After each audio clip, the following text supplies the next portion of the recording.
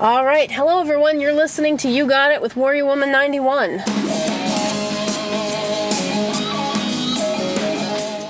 All right, gang, I've scored one of my favorite guests on this episode. She was actually one of my last guests. In fact, I think she was the last guest ever on my old show, Renegade Millennials.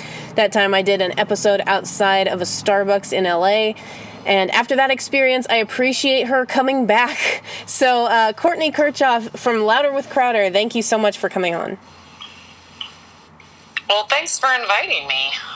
It's nice to talk to you outside of text messaging. For sure. I'm really excited to have you on because the topics we're going to discuss are women in the workplace and those infamous women's happiness statistics that I basically, most recently, I was kind of bombarded by several gentlemen on Twitter that were implying that I would basically be miserable the rest of my life if I did not get married and have children prior to turning 30.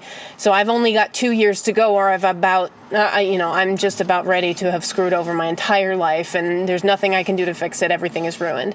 So could you kind of delve into those statistics, or the statistics that were being referenced by the guys, and what are your thoughts on this whole issue? Well, I would say, I have a lot of thoughts on this issue, and it's not necessarily based on statistics, but personal experience and some anecdotal evidence. Scandalous. First of all, there's more than one way to be happy. Mm-hmm. And this idea that all women need to get married and have babies is a bunch of bull crap. And it's not necessarily something that's under your control. Right. So I don't know where these guys on Twitter think women need to go to get babies and get husbands, but there's no Whole Foods where you can go score a great guy.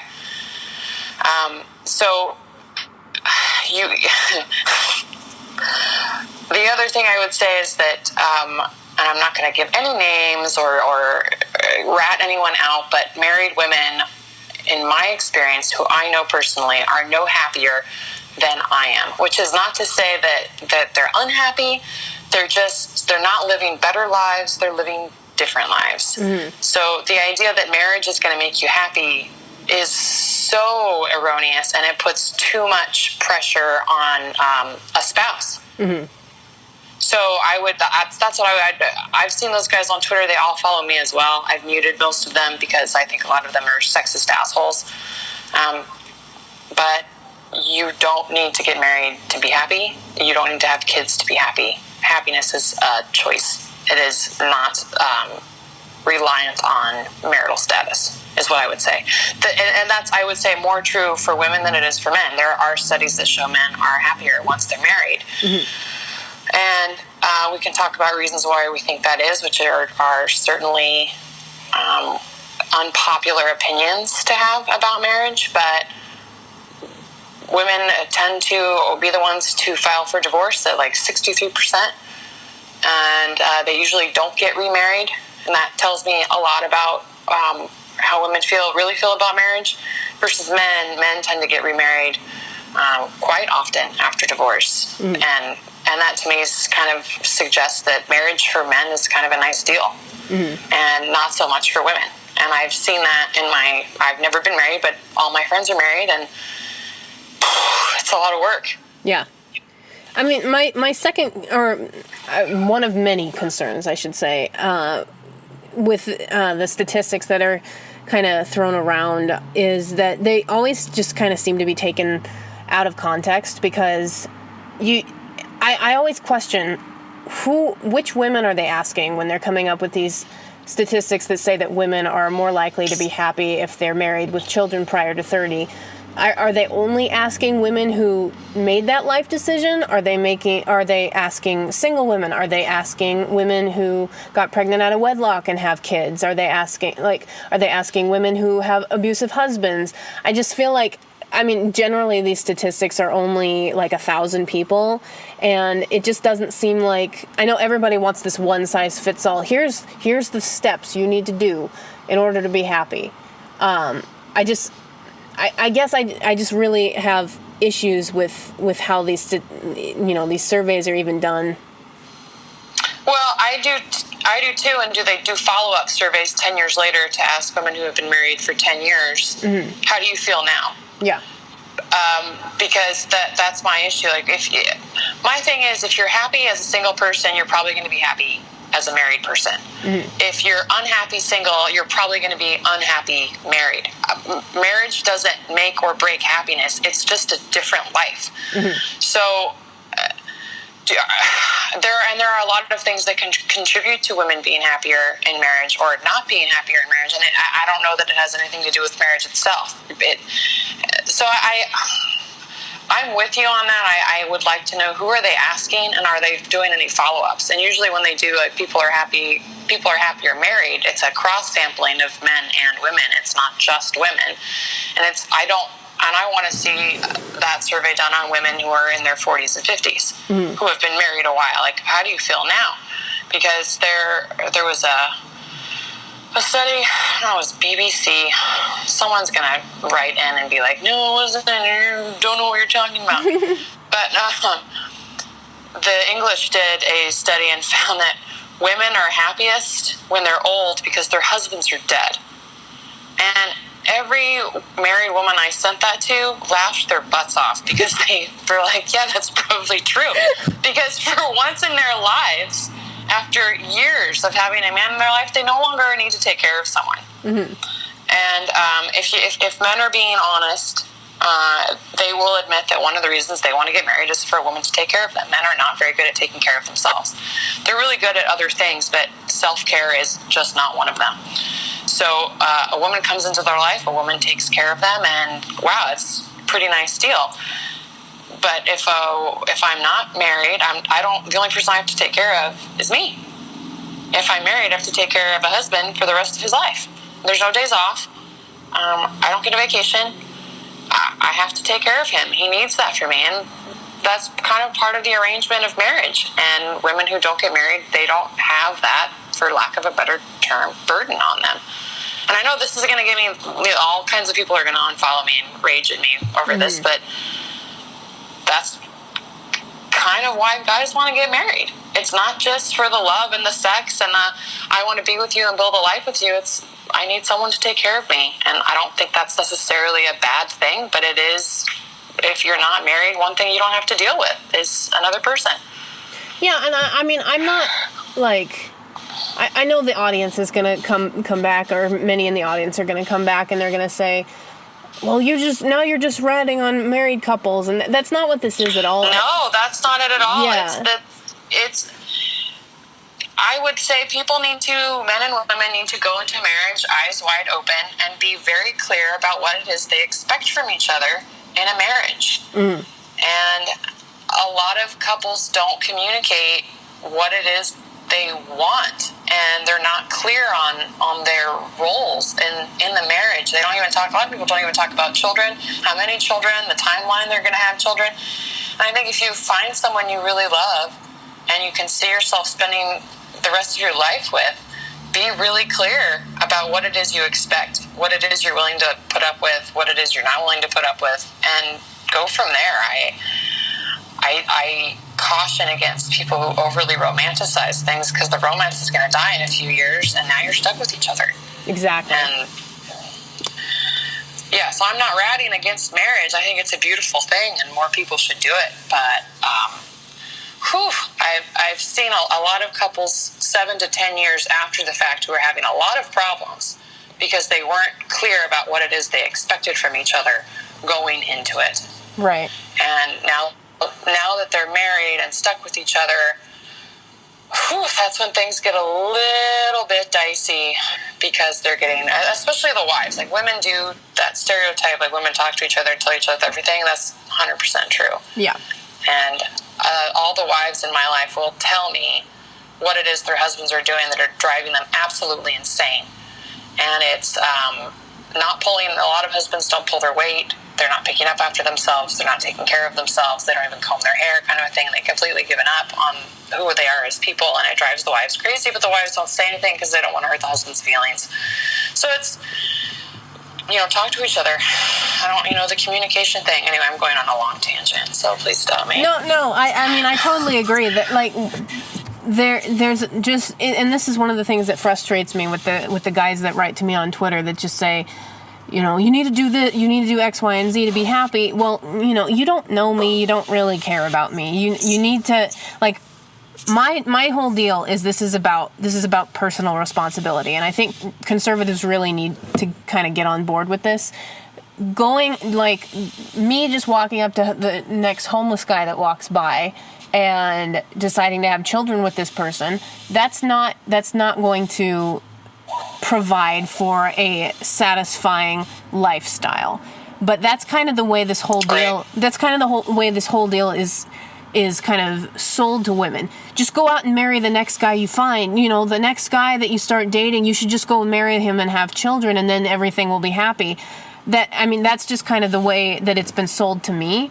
And I'm just kind of like, no, that doesn't sound responsible. That doesn't sound like well thought through, and you know, I like the stressing of personal responsibility, and I feel like even in some conservative messaging, it kind of has gotten lost in the just go out and have kids right now. Just go out and do it right now. You better do it right now. You got to have this done now.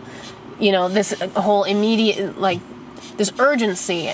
And this kind of brings me to another concern of mine, which is the whole, you need to do this now because you have a biological clock, and if you don't have children before you're 30, you're going to have more difficulties after 30 having children. Or let's even push it back. Let's say if you don't have children before you're 40, you know, you're going to have difficulties, which may or may not be the case. However, you don't have to have children naturally, especially nowadays. You can adopt. You can do, there's plenty of other ways of having children. So I guess I just wanted you to kind of respond to this, the whole biological clock scenario, because it feels like that is another issue that's just kind of, this is why you have to do this now. This is why you have to be in a hurry to do this. So do you have any thoughts on that? I have a lot of thoughts.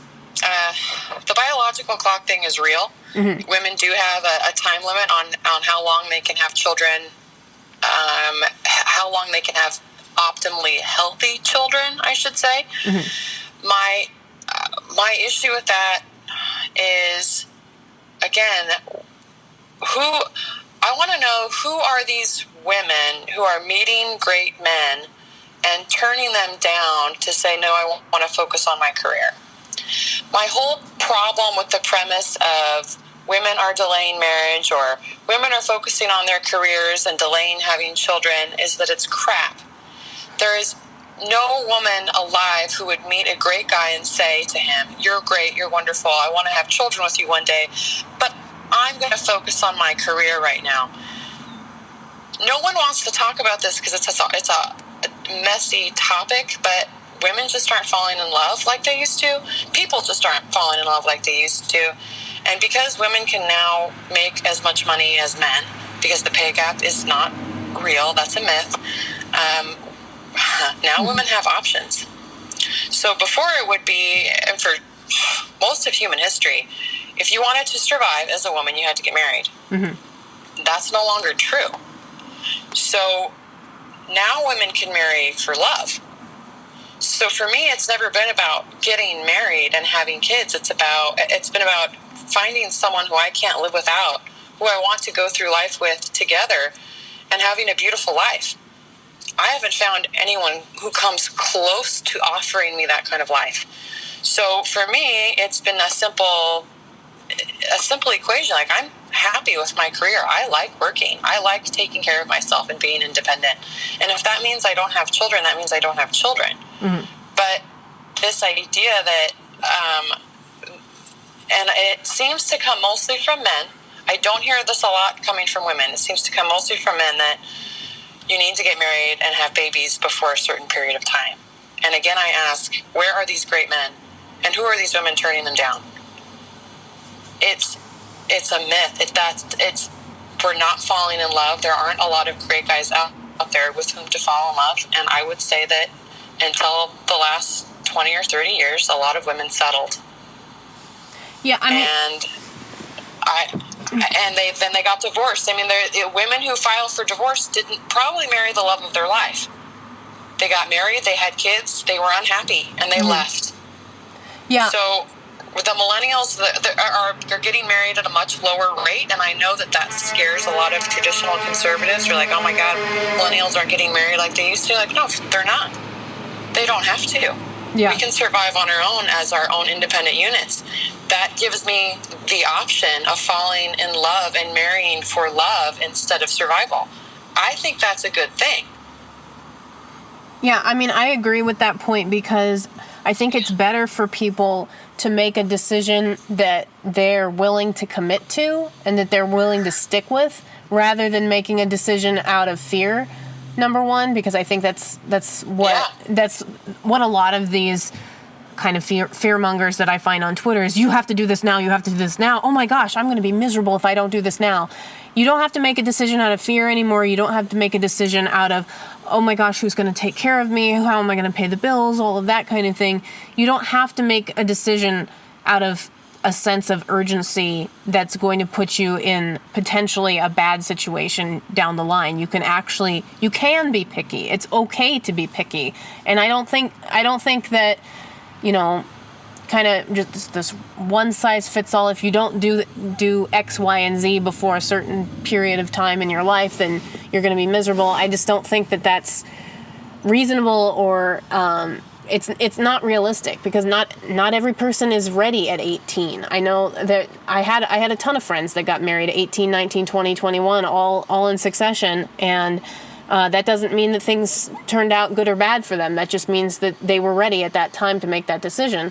But, sometimes I wonder, well, maybe if they had made a decision later in life, would they have made a different decision?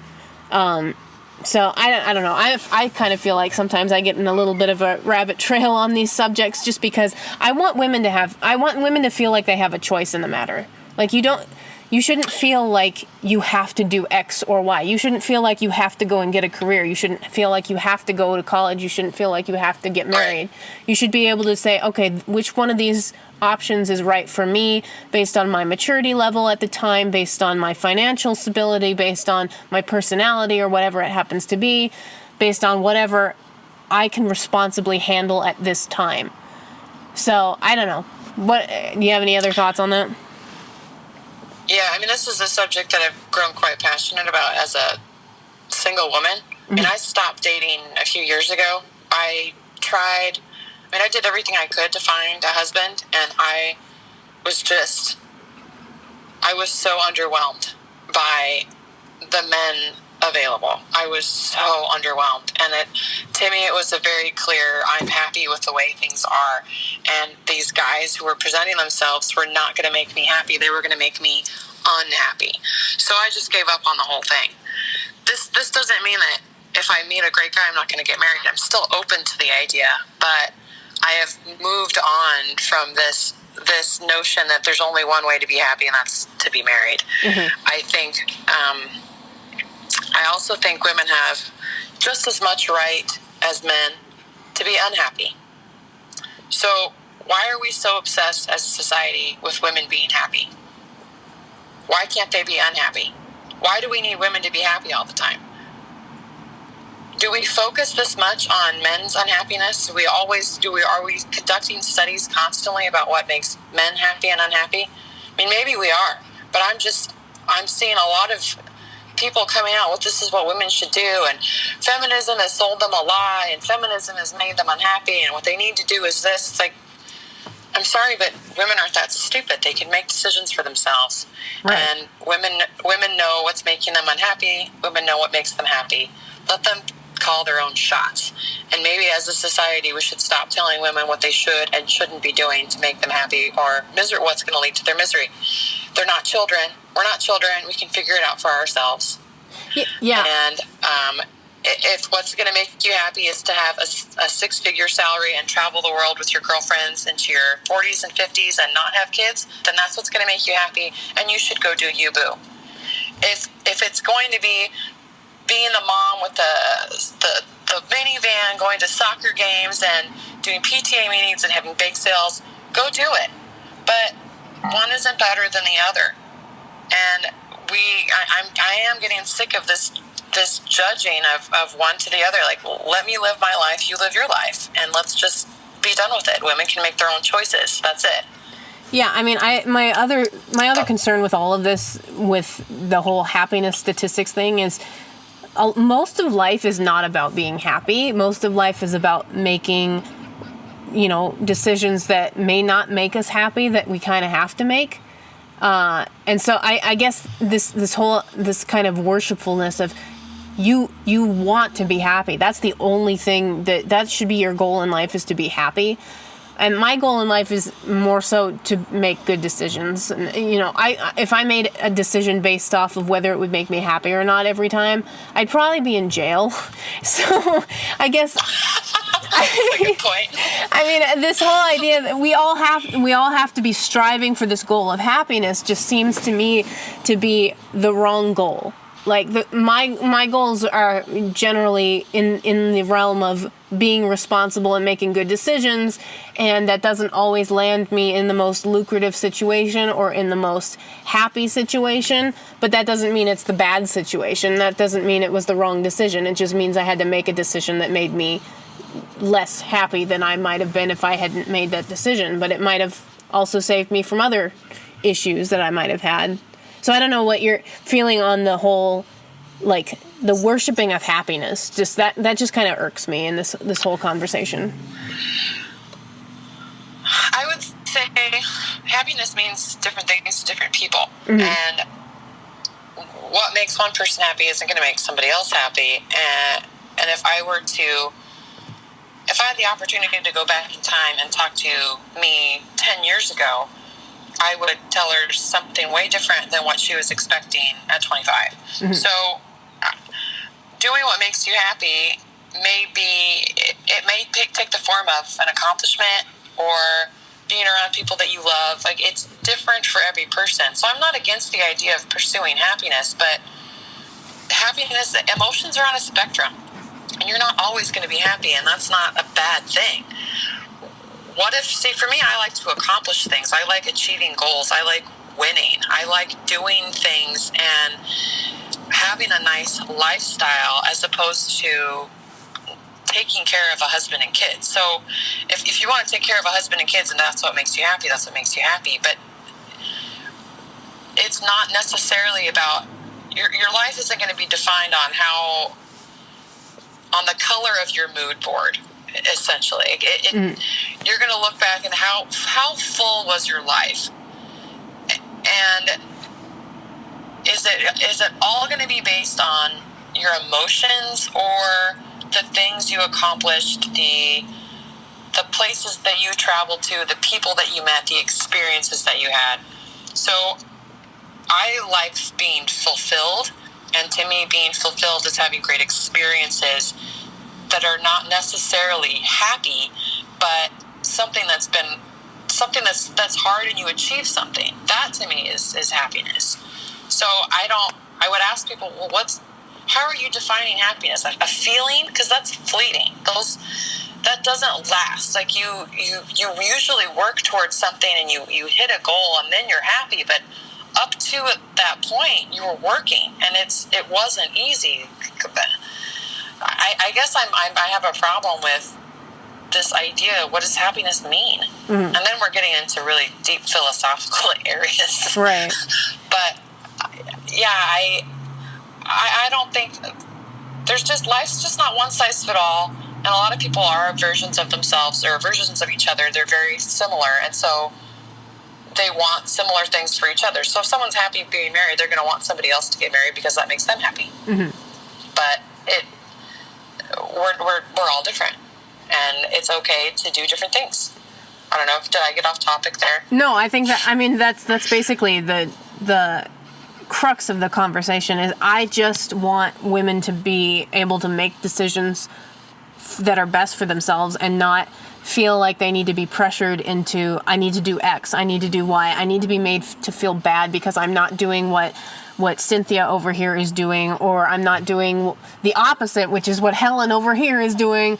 I'm not saying that women are going to nitpick each other to death. That's just the nature of being a woman. But there's just this kind of, I guess it's just the mobbing on Twitter that's really been a bother to me lately, because this idea that I have to choose X or I will be unhappy is just kind of nauseating to me. Like, it is kind of sexist to say women can't make decisions based on what is best for them. That's just kind of the bottom line for me. Yeah, you broke up there a little bit. I think I heard most of what you were saying. One of the problems is that men can have it all, and so they can have a career and they can have a family. Mm-hmm. Women, it does seem like you need to make a choice, and that's just because, at least for now, I don't know if this will ever change, but men don't want to be in what's considered the more submissive role of taking care of the house and the family, and I don't think women want men to be in the submissive role of taking care of the house and the family. Mm. So if women want to have the career and the experiences of world traveling, they kind of need to not have children, but men can still do those things because they have a wife who's taking care of their children. Mm. So it is kind of... This kind of goes to a larger point I would make, that life's not based on fairness. So I don't think it'll ever be fair. Is it fair that men can have both and women can't? No. But that's kind of just the way that it is, at least for now. And you have to contend with that. Mm-hmm. I would say to women, if what kind of lifestyle appeals to you, and work toward that. If the idea of traveling the world and going out with friends, if that's really sexy to you, then that's what you should focus on. But again, like I tried to get married and have kids for years and years and years. I did everything I could think of to try to meet a husband, and it just never happened. So I had to be okay with the idea of maybe it's not for me. Maybe marriage isn't for me, and maybe the reason I'm not married is because it wouldn't make me happy. Mm-hmm. And the more I see of women who are married, the more I see, like, okay, marriage doesn't make you happy, and based on my personality, I don't know that it would make me happy either, and I'm okay with that. So I would say, like, what lifestyle do you want? What lifestyle appeals to you?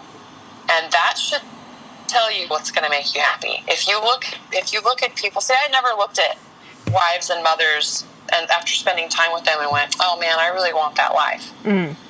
I would usually come home and go, holy crap. No, I don't want that.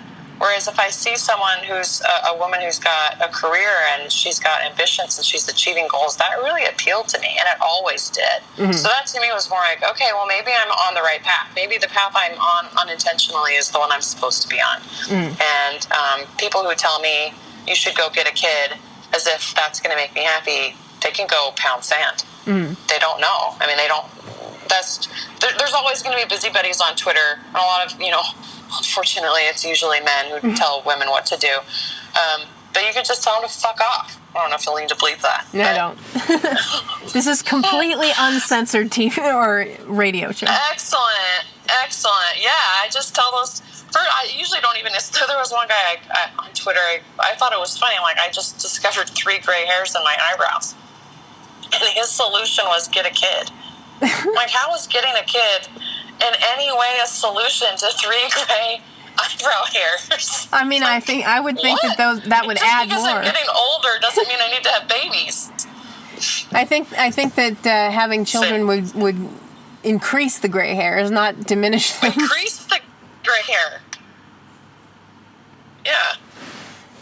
I agree. I just think that, I know I keep reiterating myself, but women can make the decisions themselves. And generally, the Twitterverse, or even the neighbor next door that doesn't really know you, that's making a comment off the cuff, they don't know you, and they don't necessarily have your best interests in mind, because it's not their life, and so people will just make dumb comments. And I just feel like women need a little bit of positive reinforcement to hear that it's okay to make your own decision. You don't have to listen to the next door neighbor who's saying, well, why didn't you do what I did? Well, maybe because what you did isn't going to work for me. So just to kind of the other topic I wanted to get to, because I know we've beat this one to we're like beating a dead horse at this point. We're going in circles, yeah. But, yeah. So the other topic I wanted to have you talk about is something that I feel like conservatives have kind of, I don't know. I feel like it's been an issue that has not gotten the service it really deserves, or the lip service it deserves, and it is kind of sexism in the workplace. I really wish, and I'm really talking about my 21-year-old self, because I started working in like sit down business desk jobs when I was 18. Like I think it was like 2 weeks after my 18th birthday, I got my first desk job, and I've been doing desk jobs ever since. I've been doing like white collar work and all the rest of it. And when I was 21, I had a really, really bad experience with a boss who was definitely in the realm of sexual harassment. Not like severe, but bad enough that it's stuck in my mind ever since, and that it was kind of a warning shot to me, like, this is something you got to have on your radar. And I just really wish that it was something that conservatives talked about more, especially conservative women, and I think conservative men need to really step it up and talk about it too, because I wish that it was not treated like it's a myth or like it's something that doesn't exist, because that's basically how it's treated now, and that's what I came into the workplace thinking. I came into the workplace always thinking, oh, it's my fault if I'm uncomfortable with this. It's my fault if I feel like this is inappropriate. It's always my fault. And then after the fact, I find out, well, no, it actually wasn't my fault. In fact, it was umpteenth the other person's fault on this issue. So what are your thoughts on kind of how conservatives treat this issue, or how this issue is treated in general? I would say what seems to happen is that I don't know that it's treated so much as a myth, but it's not taken as seriously as it needs to be taken. I think sexual harassment is much more prevalent than conservative, mostly men, would like to admit. And what I would like to see, more men stepping it up instead of talking the big talk. I hear a lot of men talk about how tough they are, and if they saw someone harassing their wife, sister, girlfriend, whatever, that they'd beat the crap out of them. I never see that put into action. What I hear are a lot of excuse makings. I hear a lot of, well, he was just, maybe what he said was inappropriate, but he was just being flattering, or he didn't mean it that way. And that's a problem. Yeah. Because I don't know of any woman who hasn't been sexually harassed at some point in her life. Maybe not at work, but I had some problems. I've had problems with 2 actual stalkers, and not at work, but one through a church group. He was a problem. I had to get someone else, another guy, to intervene. And then one more recently, who was a crazy stalker, because he saw me like on our show on Morning Grinders, and was just, I had to get the police involved. Anyway, my point, I don't want to get too much on the weeds, but every woman has had some kind of experience with a creep. And and maybe men have had experience with the crazy chicks who go all bunny killer on them. I don't think so, though. I think this is far more common to happen to women than it is to men. And there was when the Harvey Weinstein stuff came out and the Me Too movement initially started, I thought it was a great movement at first. Because for once I was like, okay, yeah, we're talking about this. This is good. And there was a report that came out that the women on Capitol Hill had a list of staffers and congressmen to stay away from, because they were either sexually harassing them or groping them or being really inappropriate. I feel like I remember this, and then it just kind of went away. It just kind of went away, yeah. And I remember reading it going, okay, yeah. Pretty much every company I've worked for, like the larger ones, there's been an unwritten list of guys you stay away from. And women will communicate with other women, hey, just so you know, this guy kind of inappropriate, so don't be alone with him. And that's common. That is a normal thing in a lot of workplaces, is women talking with each other and having each other's back and saying, you don't want to be near this guy, or this is the experience I had with so-and-so at a trade show party, or this is the experience I had with so-and-so talking about me as if I wasn't there, and being really sexually inappropriate. So it's very common. And again, what I would like to see are men who claim to be real good guys stepping up and putting these creeps in their place. And I'm not seeing it. Yeah, I mean, I guess this is where I feel like there just needs to be more. I know I sound like a leftist by saying this, but there really does need to be more real awareness made of this issue, because, like I said, I went into all of these jobs, 18, 19, 20, 21, thinking there's nothing that could happen. There's not, like, it wasn't even anything that I thought about. It was not something, like, it was something that I saw commercials on TV about it when I was like 3. Those old creepy 80s commercials about the sexual harassment PSAs and whatever. Like, I remember those. But I didn't, like, there was no practical application for me because I saw those when I was a kid. And so then as an adult, like, that was just like, it was a funny commercial that I laughed at when I was a kid. And then when I actually experienced it, those commercials don't actually depict what it's really like to be harassed, because I think especially when it starts, it's a lot more subtle. And you don't really realize you don't realize that it's actually happening until maybe several comments later or several instances later, and then you're like, you know what, that's not cool, actually, and this is escalating. It always starts very subtle and very small, but it's just something that it's not. I don't know. I just really want women to start thinking about it, and I especially want women that are younger, that are just coming into the workplace, to just have it.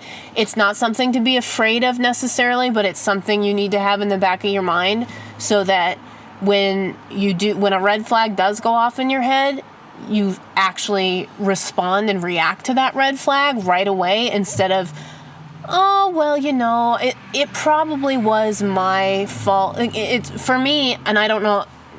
I would anticipate that it's probably like this for a lot of women, because even I'm more of an outspoken person, and I still have the knee-jerk reaction of, oh, it must have been my fault, or it must have been me misunderstanding, or it must have been me this.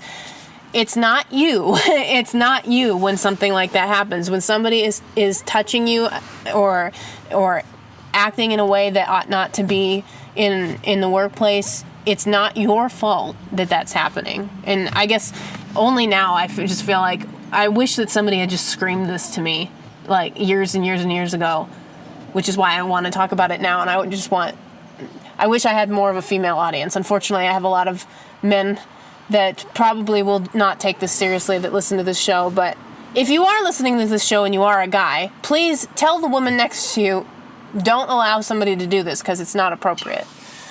So that's my soapbox. And stand up for her. Yeah. So a part of the blowback from the Gillette ad about toxic masculinity ad, I hate to say this, but it wasn't completely wrong. The tone of it was awful. Yeah. But there was a part in it where Terry Crews says men need to hold other men accountable. And to this day, I'm like, that sounds great. When do you guys want to start doing that? Yeah. Anytime you want to jump in, the water's warm. You go for it. Because I don't see a lot of it. I see a lot of women having to complain and, come together and say, hey, this guy was a creep to me. Has he been a creep to you? Yeah. And it seems like no guy has stepped up to address these sexual harassers and put them in their place. Mm-hmm. So even with the Harvey Weinstein stuff, that to me, that was a watershed moment for me, because I saw how many men who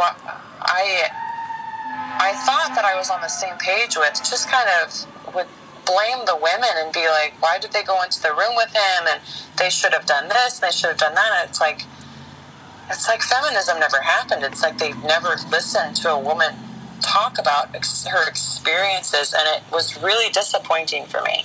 And at that point, I would certainly say I became more, I'm not ever a third wave feminist. Those women drive me insane. I hate them.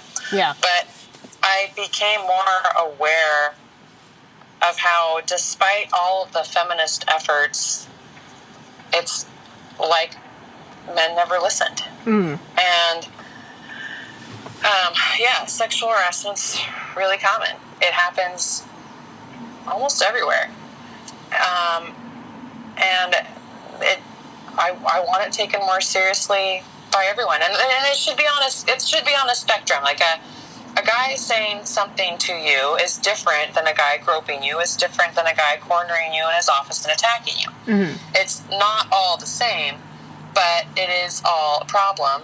And it's not your fault, and you shouldn't be made uncomfortable at work. And you should be able to say to a girl colleague and a guy colleague, hey, this guy's a creep. We need to do something about this. He can't behave this way.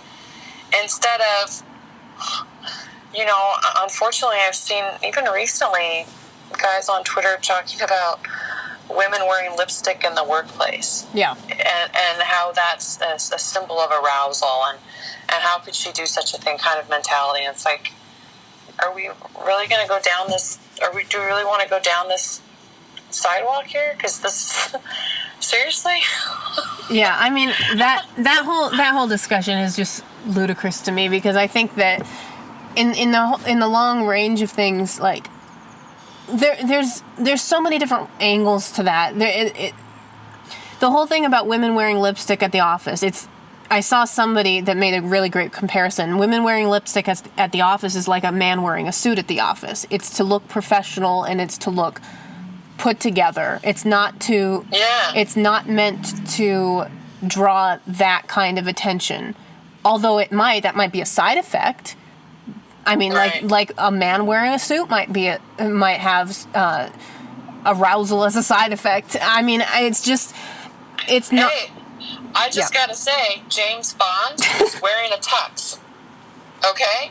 I mean, that's clearly a violation of whatever rule the guys are floating around on Twitter about lipstick. So we better get the male mob from Twitter to go and have a little discussion. I mean, Bruce Wayne in the Batman series, he's always in a suit when he's not in the Batman costume. That's probably some sort of a violation of that order. We better send the brigades, send the torches and the pitchforks. We gotta get after these men for wearing suits. But again, like, it's just the good-looking men, just the men who look good in a suit. Because the same's going to be true for the women. Like an ugly woman wearing lipstick is not going to have the same effect as a beautiful woman with lipstick. Like, sometimes it's not the lipstick, sometimes it's the woman. Right. And sometimes it's not the suit, sometimes it's the man in the suit.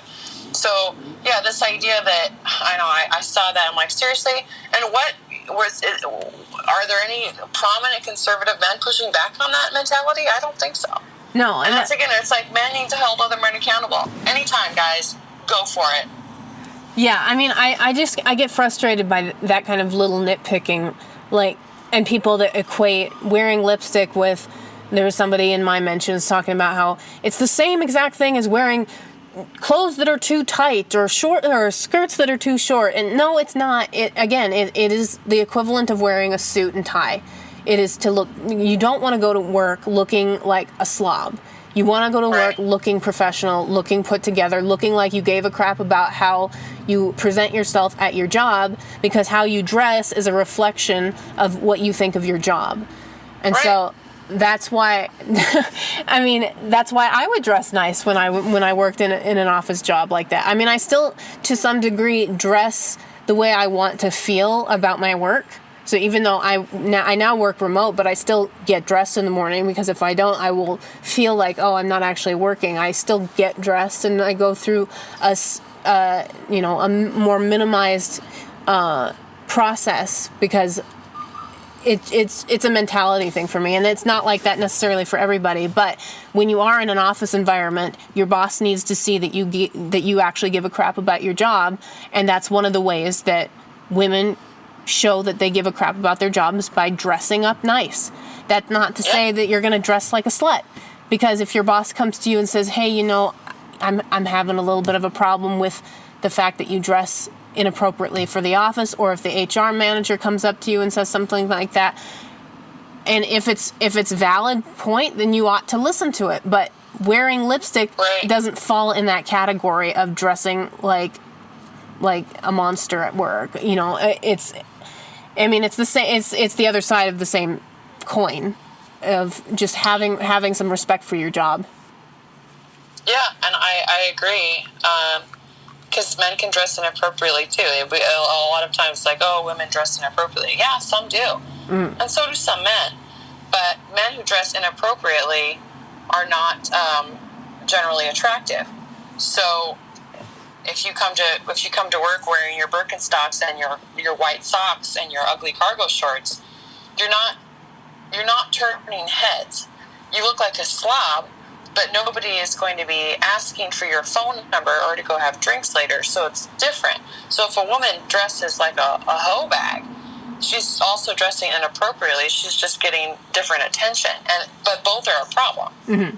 It's just we talk more about one than we do the other, because that's like somehow she's inviting sexual harassment. Like, maybe she is, but that's two separate issues. Her dressing like a hoe and then being treated like a hoe. But I would even say, like, if you want to be treated professionally, you dress professionally, and that sometimes means wearing lipstick. Mm-hmm.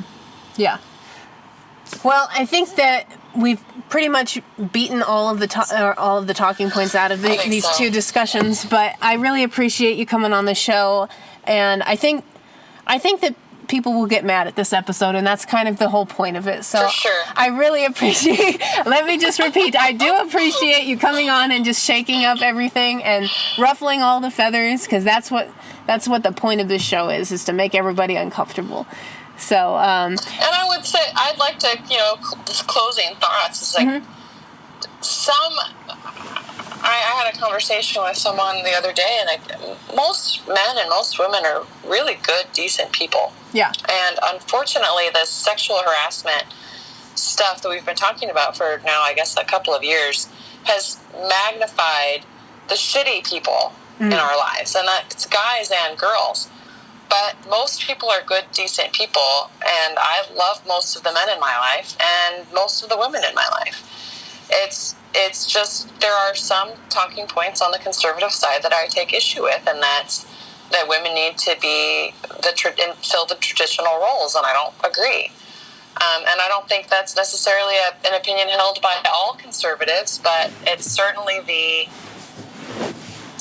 I guess it would be a tenet of conservatism is traditional gender roles, which are great if that's what you want. But if you don't, you shouldn't have to do it. Right. That's it. It's all about choice, everyone. And this is I think this is the real pro-choice movement that nobody wants to talk about. Completely separate from abortion. That's not a choice. But I am pro-choice in women making decisions about how they're going to live their lives. And making decisions that are responsible and that are what the best decisions are for them, instead of feeling pressured or feeling uncomfortable or feeling like, oh, well, I made this decision based on X, Y, and Z, but now so-and-so is telling me that was the wrong decision because it didn't fit within the conservative rule book of how traditional families are supposed to look or whatever. You gotta do your best. You gotta make responsible decisions. That's basically my bit of advice here. So, Courtney, thank you so much for coming on. People, please go and follow her on Twitter. Check her out on Louder with Crowder. And I will talk to you guys on the next episode.